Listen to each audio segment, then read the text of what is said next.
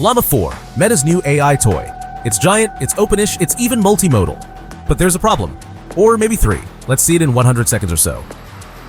Meta has launched Llama 4, a huge language model that not only understands text, but also images and video. The Scout version can handle up to 10 million tokens. Translated, it can read the entire Wikipedia twice, in theory. On the LM Arena site, Llama 4 boomed, it outperformed everyone, except Gemini 2.5 Pro. But wait a minute, there's a plot twist. It's 2025 and you're watching Future is Funny. Meta used a version called Maverick, optimized to look smarter to people. It wasn't the open weight version. Yes, it's like rigging your Tinder profile with photos of Chris Hemsworth, and the ranking manager said, nope, it's not enough to have good benchmarks if in real use the model doesn't work. 3 versions: Scout, small but with spatial context; Maverick, optimized to look good; Behemoth, still in training. No one has seen it, but everyone fears it.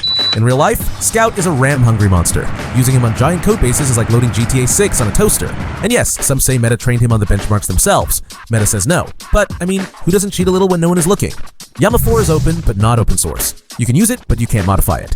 It is like a toy with a do not open label. In summary, Llama 4 is powerful, but controversial. Will it stay in history, or will it be just another forgotten model between 2 GPT releases? Sign up, or your next LLM will answer you in Comic Sans. This has been Future is Funny. Thanks for watching, and I will see you in the next one.